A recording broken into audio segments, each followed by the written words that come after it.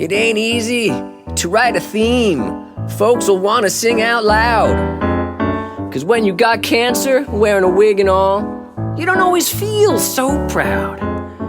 But here's the good part that no one knows. You gotta pass, let me show you how it goes. You gotta learn how to play the cancer card. Now for example, listen here.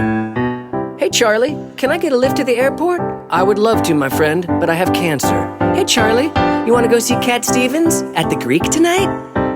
Love to, but I got cancer. You got cancer? Don't be so sad. You got a little cancer, don't get so mad. You gotta learn how to play that cancer card. What do you expect? I got cancer.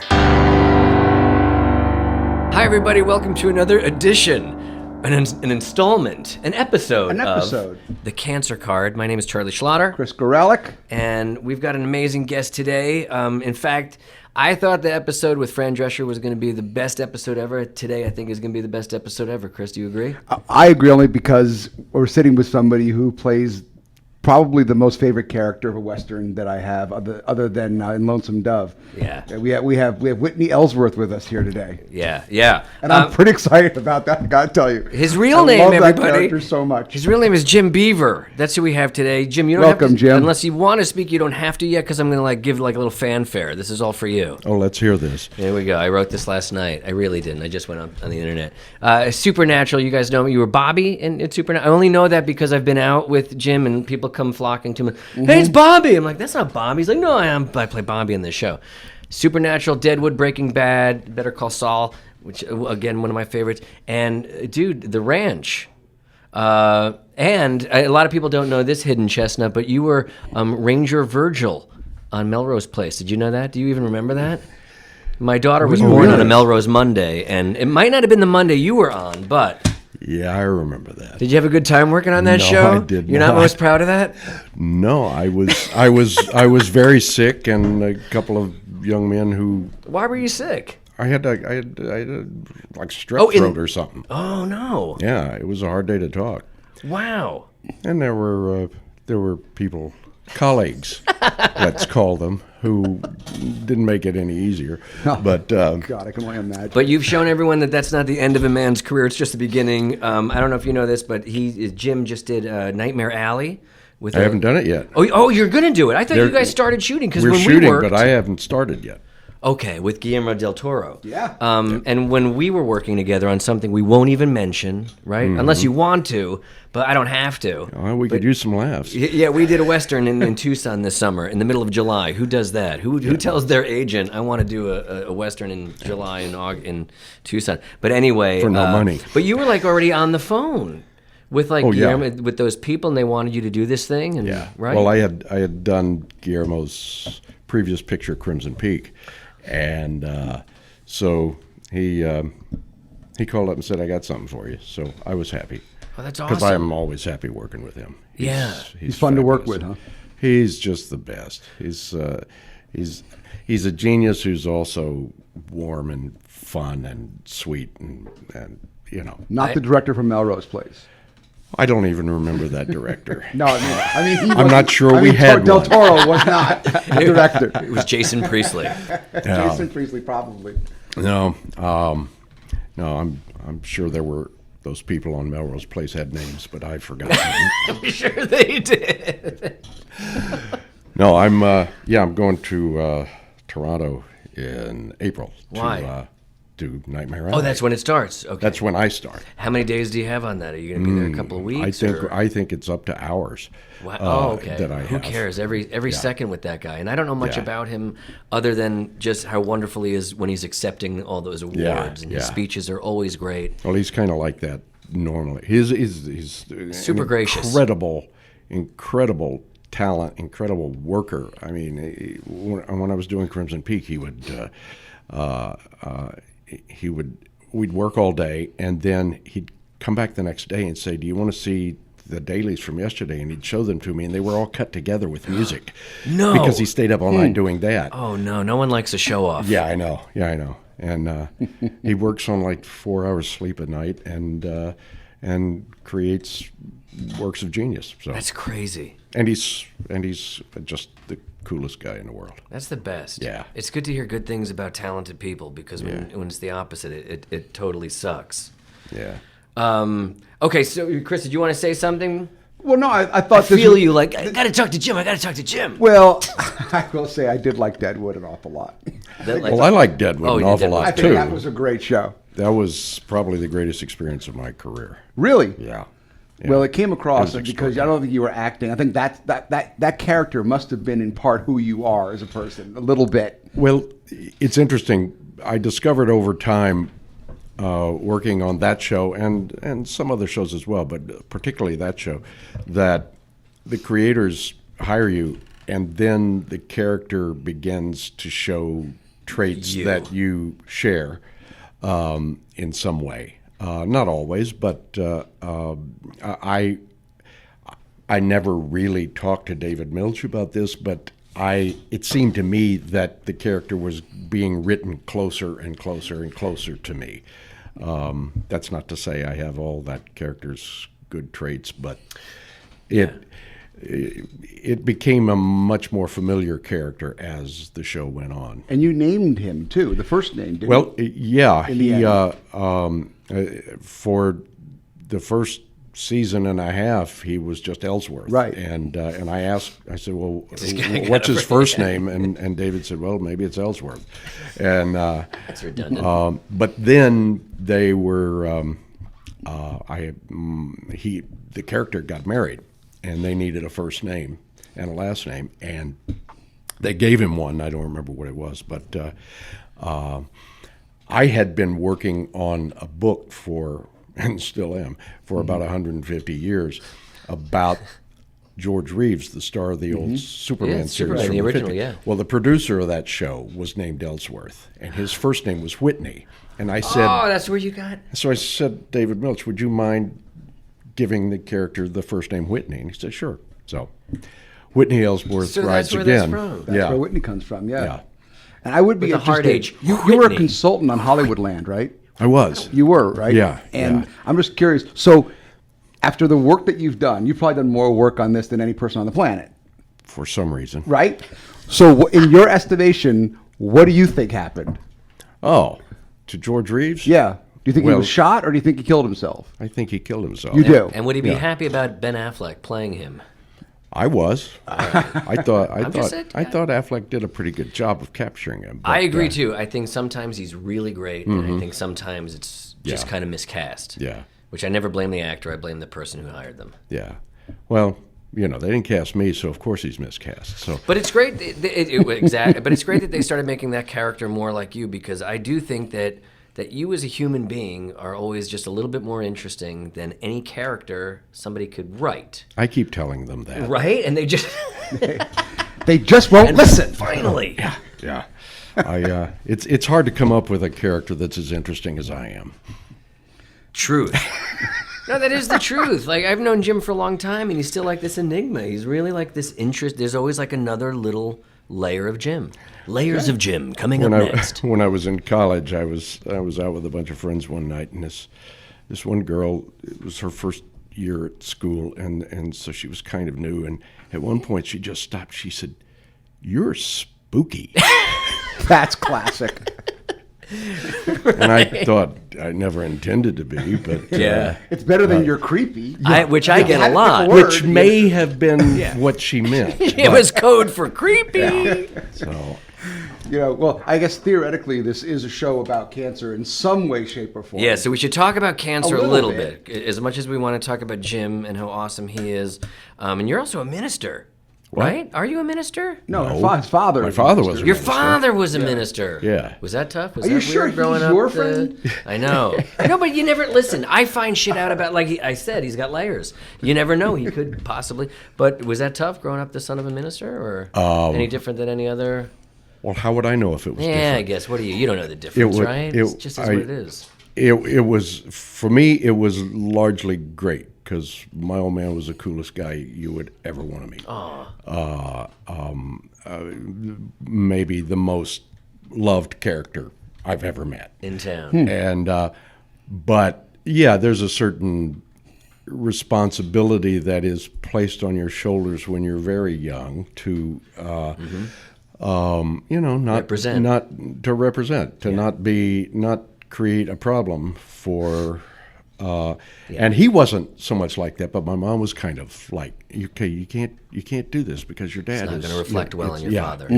And it didn't keep me from doing a lot of things that didn't reflect well on him. Yeah. But See, my mom tells my dad to behave because it reflects badly on me. Yeah, It's just the yeah, opposite in my yeah. house. Yeah. Freddie, what are you doing? You're going to embarrass your son. It's not pretty. It Not kidding. it wasn't bad. It wasn't bad at all. In fact, it was wonderful. I love my childhood. I loved growing up like that. I mean, sometimes it was, weird. There was stuff we couldn't do that other kids got to do, and, Right. and things like that. Rob banks and Right, yeah. And, all the cool kids, Mom, get to rob the bank. I'm sorry, guys. I can't rob the bank with you today. My father will be really disappointed. preacher son. yeah. I don't want to It's embarrass church him. night. We Yeah. can't.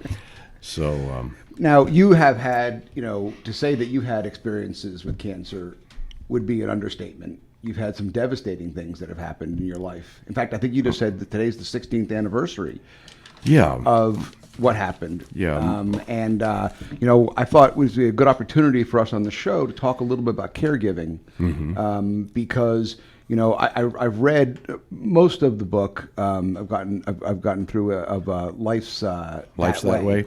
Yeah. And it's really an interesting way of having you put together a book, because as I understand it, it's all the things that you wrote about are emails that were in real time that you simply put into a collection of sorts and then edited for clarity purposes. But before we get too far ahead, Yeah. so 16 years ago today, 16 years ago today, my wife, Cecily Adams, died. daughter of Don Adams. Daughter of Don Adams from Get Smart. She died from lung cancer, which had been diagnosed about 4 months earlier. Wow. And so 4 months. yeah. From, And a health nut of sorts. Oh yeah, she was very attentive to how she ate. She didn't smoke. She didn't.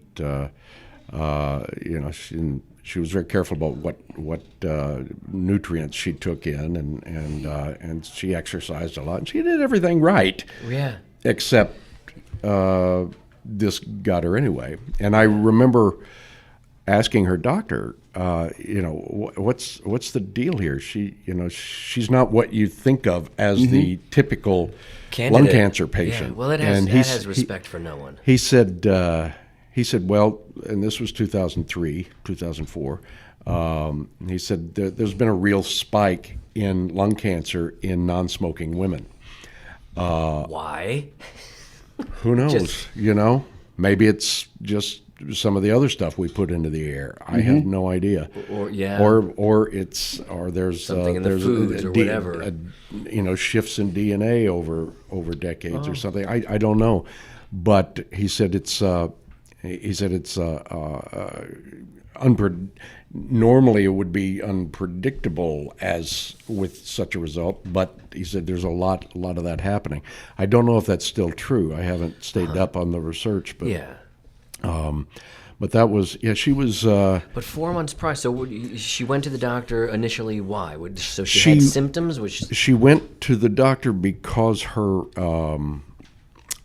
she was having pain in her chest and back and hips, and she thought it was she thought she'd pulled some muscles or something, 'cause Right. she did a lot just of felt exercise. tight, or But the doctors couldn't find anything. They didn't find any. There was no signs in her blood. And this is in LA. You're living in this is in LA at LA, the time. yeah. So you've got And, great doctors. got It's great not like you're doctors. going to some Yeah. guy on Craigslist. Yeah, and I mean that's where we got him. But no, Hey, I found a lot of good things on Craigslist. That and the dark web. That's a whole other podcast. Doctors that come to your house in a white windowless van with no vowels in their name. Are you Schlatter? Hop in. Hop in. I got just what you need.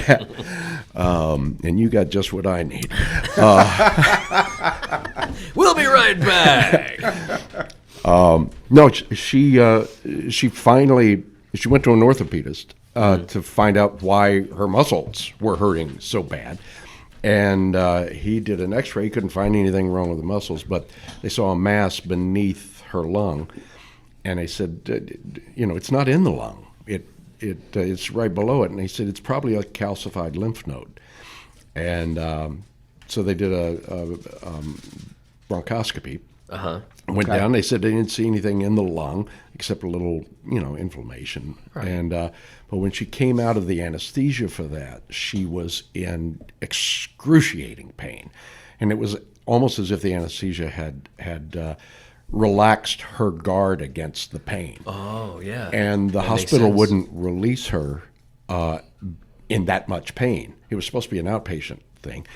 So they said, let's do some scans and find out what this pain is. And the scans the next day turned up a massive spread of cancer to her sternum, her spine, her hips. Oh, my God. And I mean, we were just not just devastated, but absolutely shocked because we thought this was, sore muscles. Right. And You're going in for what you think is, like you said, an outpatient thing, a Yeah. routine, let's get to the bottom of this. Yeah. And, when Chris was diagnosed, he was actually happy to find out what he had because, like your wife, he was just in pain and things were going on. And he's like, he just didn't know what was wrong. So finally you find out. But, but he had something that was treatable. In the end, I timed that. My timing was good for once. Timing was right for him. But, wow, that's... So what happens? So you go into what kind of mode right now? You both look at each other? Yeah, it was. And you got a 3-year-old. At that point, she was 2. 2. Yeah, my daughter Maddie had just turned 2, and there was Cecily had, I guess, she had a pessimistic streak. She was very anxious. She was a very anxious woman, and had this sort of feeling that something was wrong long before we found out what it was. And she kept thinking something serious is going on here, even though it just feels like sore muscles. And when we got the diagnosis, there was an element of, oh, okay, now I know what was going wrong, what was wrong, feeling wrong. Right. Mm-hmm. But there was also just this, 2x4 up against the head Yeah. for her and for me and for everybody that cared about her, and it was. And she was like crazy well loved in this community. Oh golly, yeah. Like yeah. whenever I mention Jim Beaver's name to someone, so many times they say, "Well, did you ever meet his wife?" And it was just beautiful praise. She was far better loved than she realized, and Even with that pessimistic attitude. yeah. Well, she loved people, but she hated humans. That's a good way of putting it. I like And that. and I think she kind of, she had kind of a skewed look on the human race, but she really loved people, and they loved her back. Yeah. And she was very strong about the diagnosis, but she was also, as you can imagine, very scared. Yeah. She did not want to know the odds Really? against That's her. how I agree. I agree with that. I understand She, that. but I. But did you ever ask, like, how long are we looking at? What's the prognosis? I was not in. I started to say I wasn't privileged to be in that position of being able to say I don't want to know, because I had to. My job was different. Hers Right. was to survive. Mine was to take care of Yep. and gather Right. resources and know what's going on. And so I did ask, and they said it was, she might have 6 Imminent. months. Well, she had 4, and it was. And did you ever tell her? Did you ever say, No. She never knew. She did not want to know. She knew. but towards some part of her life, Yeah. she knew? that I this found is- out nearly a year after she died that she had called together all her girlfriends and told them that she... Jim's gonna be available soon. Well, He's still a bobcat in a sack. there was something still. All right, I'm trying to make it, God, he's still. But they were she was basically saying goodbye to them and telling them to look out for me and Maddie, our daughter. And I didn't find that out because my understanding, my experience was that she denied that this thing was going to get her until the very end. But apparently she said different things to her friends. Yeah. And who told you? Who let the cat out of the bag? Who said, Jim? Well, one of the several of the friends actually. We were all talking months later, and they said, well, that I think they thought I knew. Oh. And said, that time when she called us all in to say goodbye, and I said, what? Oh, great. No. Oh, man. So, the day we got the diagnosis, I spent, it must have been 14 hours on the phone with family and friends telling them what was going on. And they all said, call us tomorrow and tell us what's happening. And I thought, I can't do that. Right. I can't. I've got my hands full, really got my hands full here.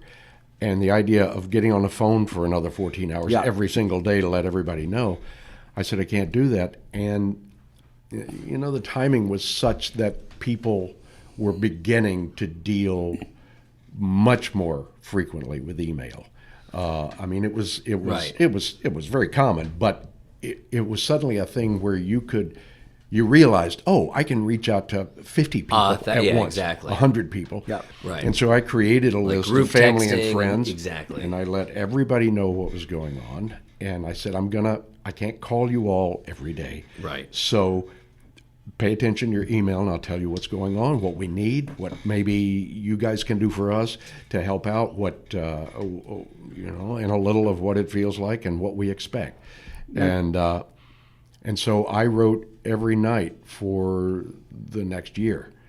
And even though she lasted only another 4 months, because after a little while, it stopped being about news every day. Because there wasn't news every day. There's no news, yeah. It was just, now here it's we thoughts, are again. And now it's reflections. What is this? What is this experience? And what does it mean to us? And what is it like? Because I realized that when this hit us, that I didn't know what to expect because people tend not to talk about it. Yeah. And I realized nobody's ever told me what this is like. And I thought, maybe it's useful if I tell people what it's like. And so this nightly newsletter I was emailing became more of a journal of the experience. And then something weird happened. People started forwarding the emails to other people. And I started hearing back notes of encouragement and stuff from people I didn't know. And I was like, and then I started hearing from a lot of people I didn't know. And at one point, I after a month or so, I said, look, if you're reading this, send me an email that just says yes in the subject line. That's all you got to do. And you got flooded. And I got over 4,000 messages Incredible. back from all around the world. And I was getting messages from prayer groups in Africa, and so cool.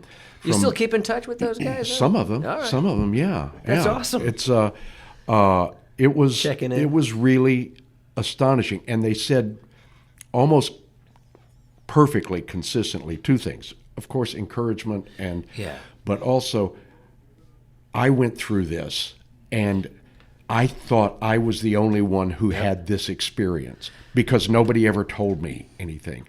Yeah. And that's why you're here with us today. Exactly. I mean, honestly. For sure. No one's going to toot anyone's horn today, but we're doing that because, we want to educate a little bit, too, and make people feel like they're not alone in this thing. Yeah. And,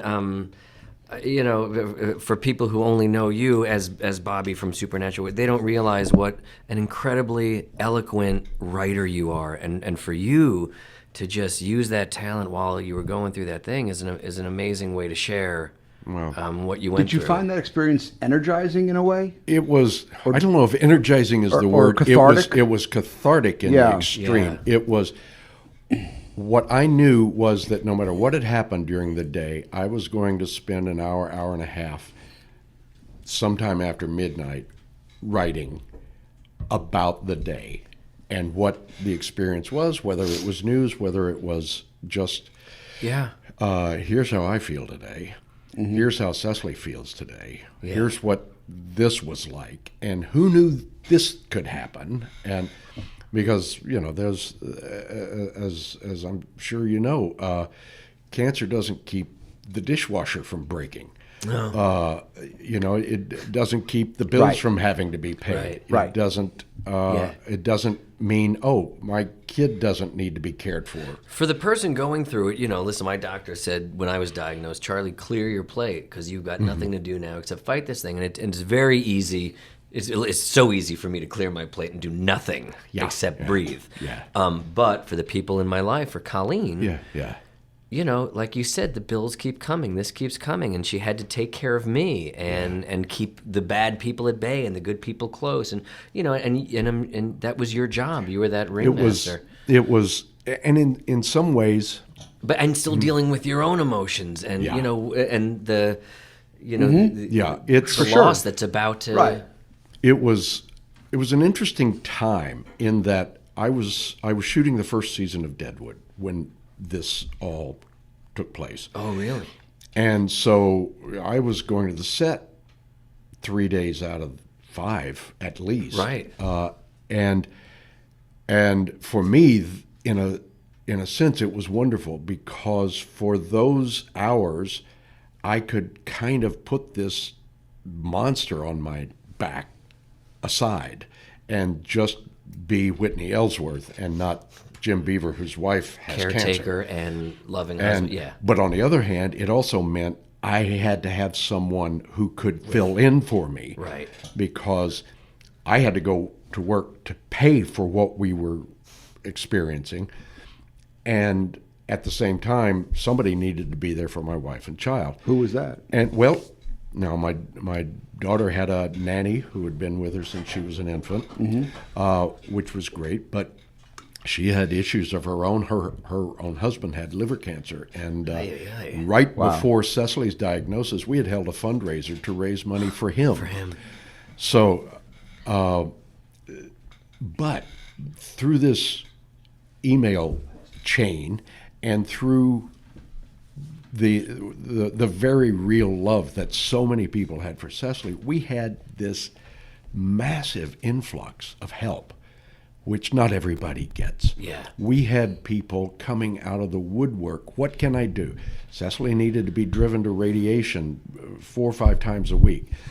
And I had to work 4 or 5 times So someone stepped up and said, I'll be the driver. And friends put together a program so that nobody was getting called on too often, but somebody was always there to be called on. Right. And so they had a schedule of who picks Cecily up on Tuesday mornings, who brings her home. And otherwise, you just have a collection of lasagnas on your front doorstep. Yes. Well, we had which that is great. too because we had people brought food. I don't cook. Yeah.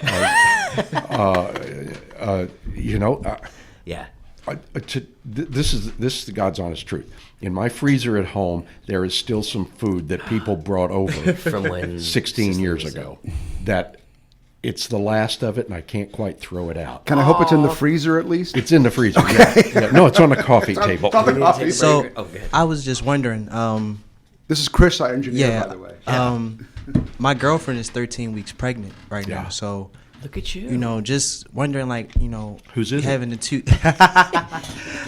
just having a 2-year-old and going through that, that's something that I haven't even, I don't think anybody thinks of. But just how did you, as a dad, how did you manage to? I know you said support and everything, but it was very difficult in that my daughter was very, very closely attached to her mother. Right. She loved her deeply, and Cecily was in a lot of pain and couldn't pick her up, couldn't hold her. Yeah. And it took some I mean, it's very hard to explain things to a 2-year-old when they're this cosmically filled with meaning. Yeah. And it's stuff that the child can't possibly understand.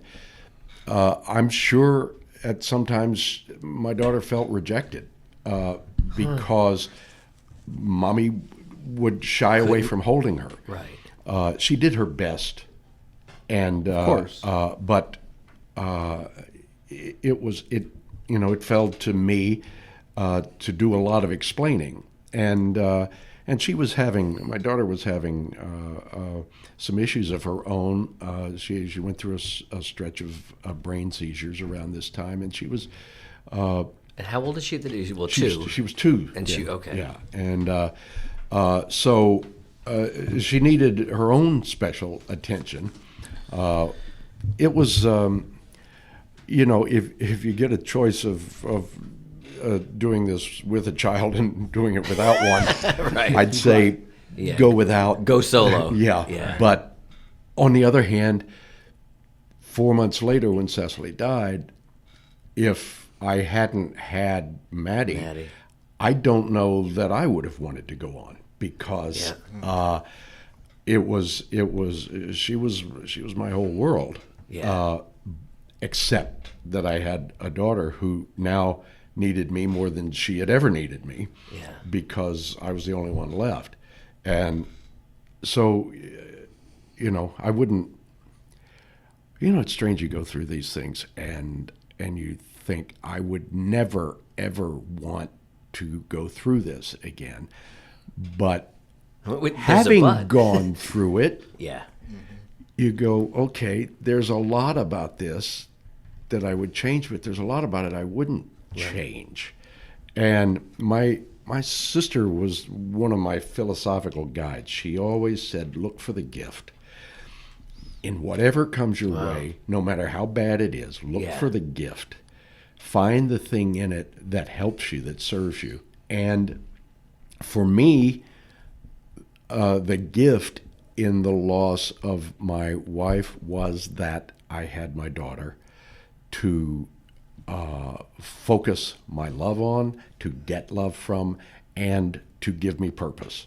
Yeah. And And you were probably a better man because of that. You grew leaps and bounds going through that experience. I can't imagine that I didn't grow Yeah. through it. I mean, it's hard to know. You don't know what you would have been if something hadn't happened. Yeah. But I know that in a lot of ways I'm very different than I was then. Well, I know this sounds hokey, but there is that adage that we're all just sort of these vines growing in the garden, and every now and then God decides to snip one. And, that's the one vine that grows back with purpose and direction, where the other ones just sort of are still sort of aimless until they've been cut back a little bit. Yeah.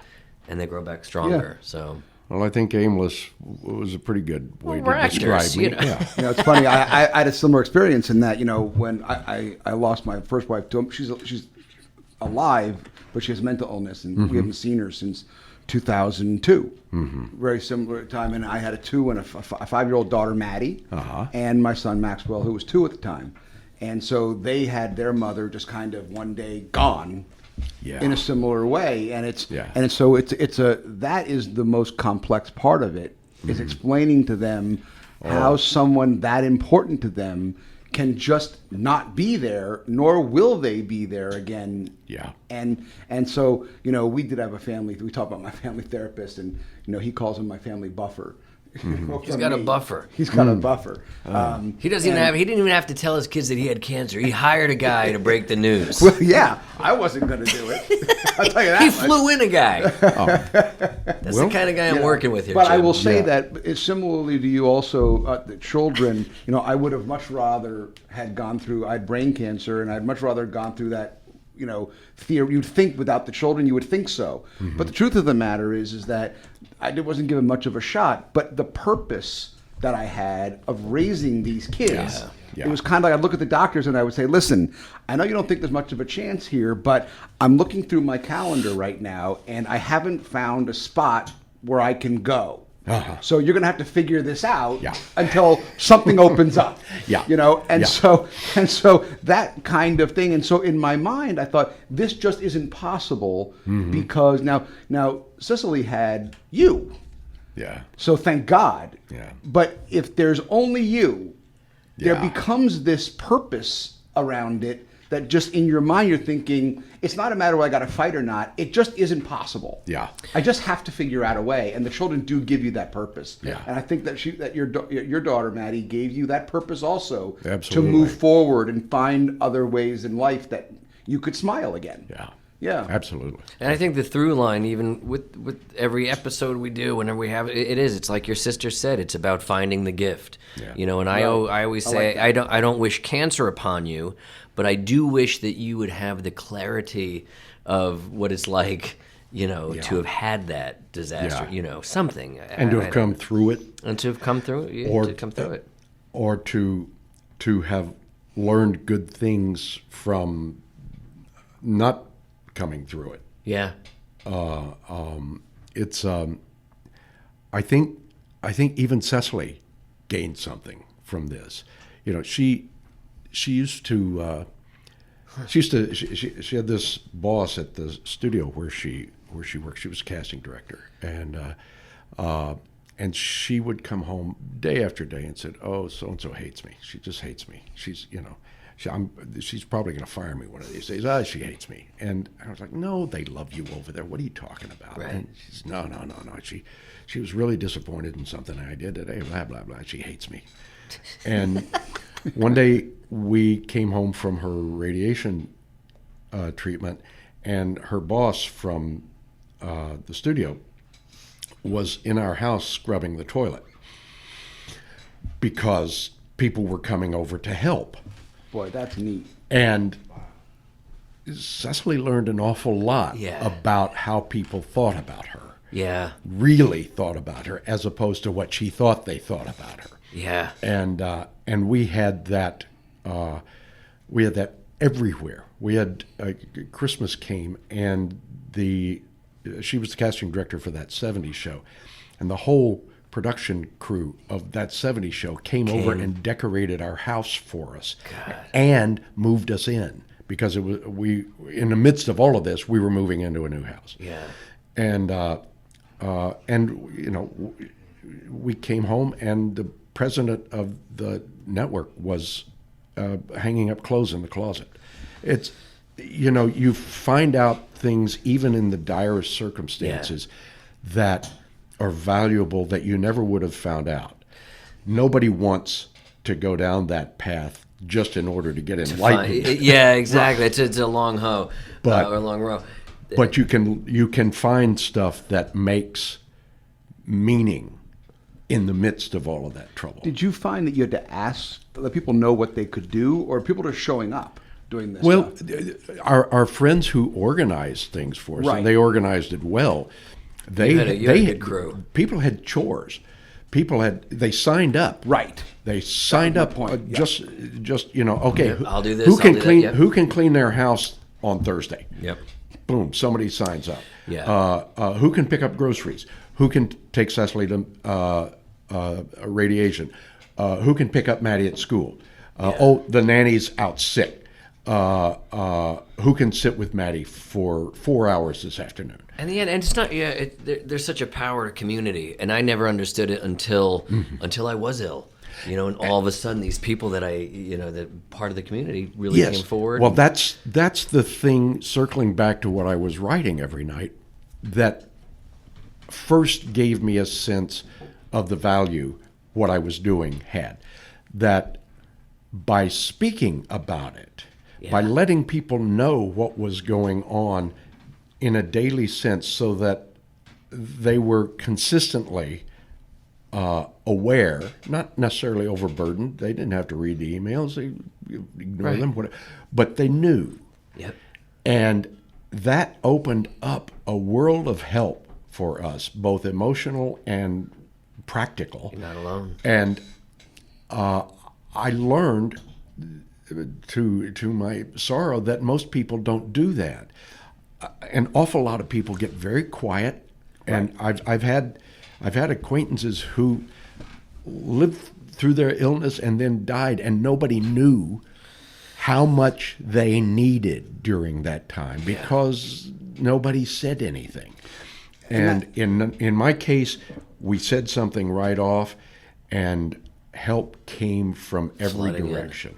So I think that's a great point for the people that are listening to this, because I did not have an experience like that, but that in retrospect it was really more my fault in that I didn't reach out and let people know I needed help. Mm-hmm. So people felt like he just wants to be left alone. Yeah. When really I wanted help, but I wasn't feeling up to it, or I didn't know how to ask for help, and I didn't have an advocate the same way. Yeah, so it's a great point that you're making, is that people will help, but you have to give them some direction. It's also there's a distinction between he wants to be left alone and he needs help, because you don't necessarily. Every case is different, but you don't necessarily want somebody sitting next to you for 12 hours going, oh, this is so awful. This is so terrible. I feel so sorry for you. You want good energy. You want somebody in there scrubbing the toilet. Right. And Jim, can I make you a sandwich? That is a great point. And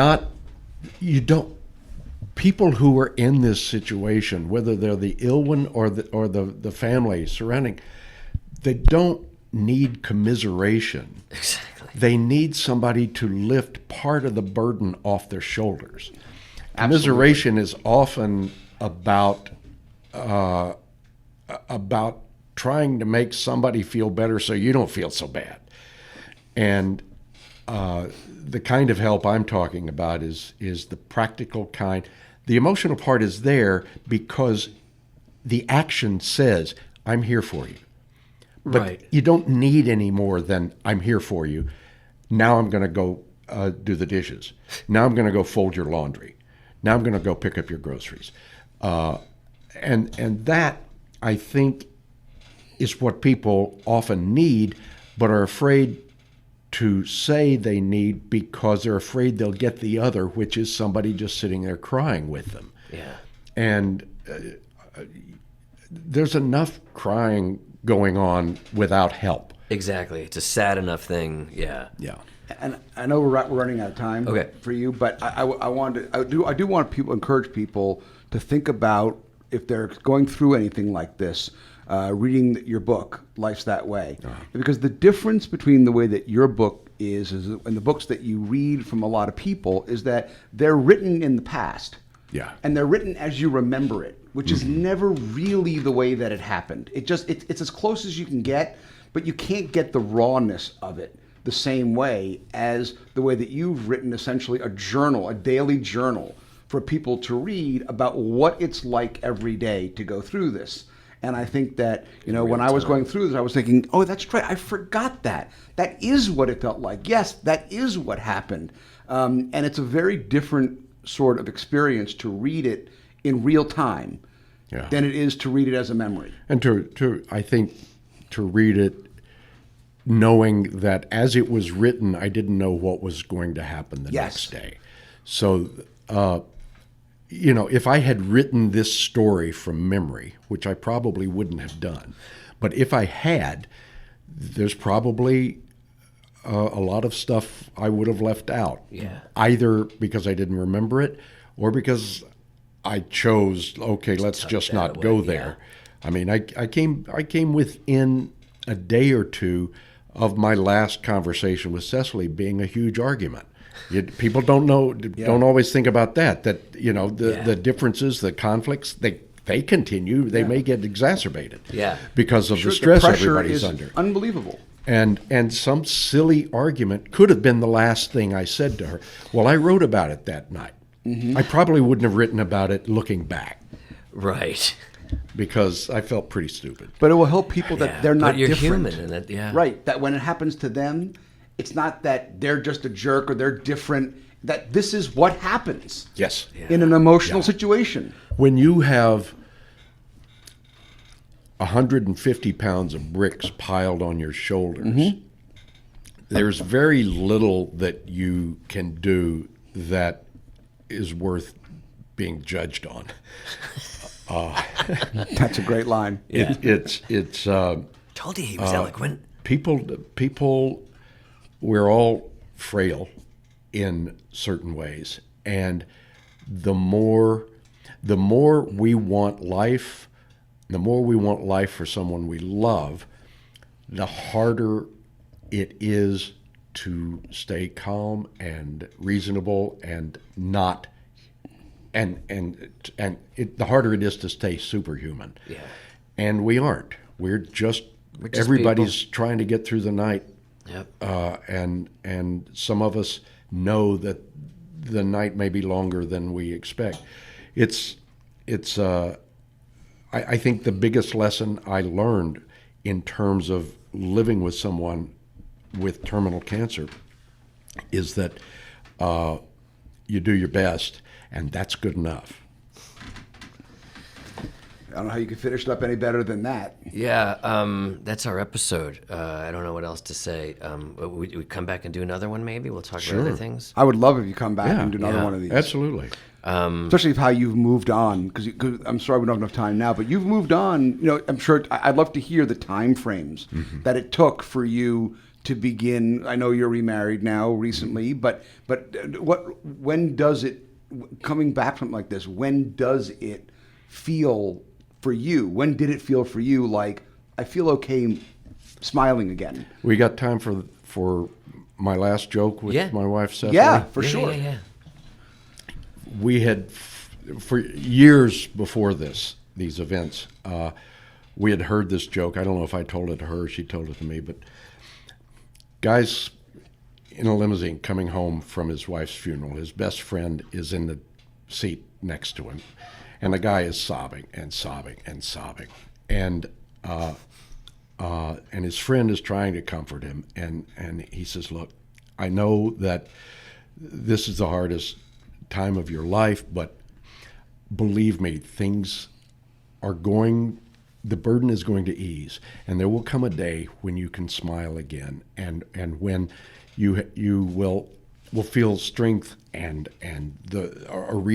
a joy in living, and you will continue in your life. You will move on from this, and you may even find love again. You may find someone to share, not to take your wife's place, but to fill that empty spot that has opened in your life. You're gonna find love again." And the husband stops sniffling and turns to his friend and says, "Yeah, but what about tonight?"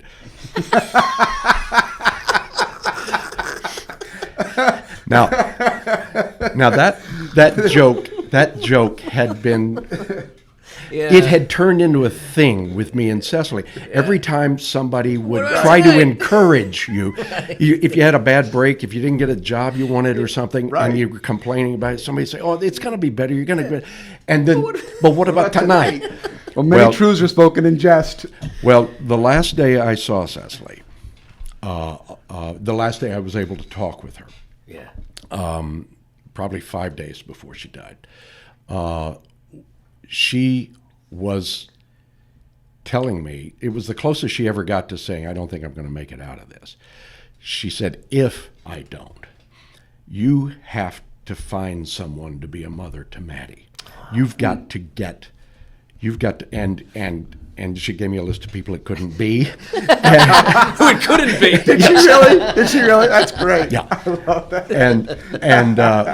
But Do not make me come back. But she said, I said, "That's not going to happen.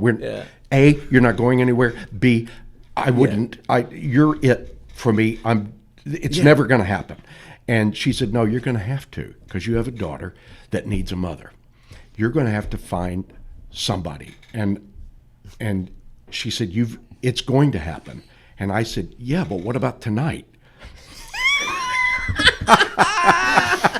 And one of my last memories of her conscious, one of my last memories of her conscious was her doubling up in laughter, almost falling out of the bed. That's great. Because that's the relationship we had. But also, it was the kind of realization that, whatever happens, life goes on, as the title of my book says, life's that way. You got to keep moving toward it. Is Well, the please next come book, back. What about tonight? What about tonight? That's right. What about tonight? All right. Jim, I thank know, you so right? much. That It's was so great. Honestly, It's so great. This could have been the best episode ever. I don't right? think. I think we take the could have moniker off. Of it. So it is. To me, yes. Hands down, It's the Jim best Beaver one just I won. ever did. Yeah. I think this was actually. I think this is something that I think really would help a lot of people when they listen to it. 100%. Thank you for listening to The Cancer Card. My name is Charlie Schlatter. Chris Gorelick. And we're here with Jim Beaver. on Thank Brigade you, Jim. Radio 1. Yeah. Thanks, everybody. God Thank you bless. too, Chris. It ain't easy to write a theme folks will want to sing out loud. 'Cause when you got cancer, wearing a wig and all, you don't always feel so proud. But here's the good part that no one knows. You got a pass, let me show you how it goes. You gotta learn how to play the cancer card. Now, for example, listen here. Hey, Charlie, can I get a lift to the airport? I would love to, my friend, but I have cancer. Hey, Charlie, you want to go see Cat Stevens at the Greek tonight? Love to, but I got cancer. You got cancer? Don't be so sad. You got a little cancer, don't get so mad. You gotta learn how to play that cancer card. What do you expect? I got cancer.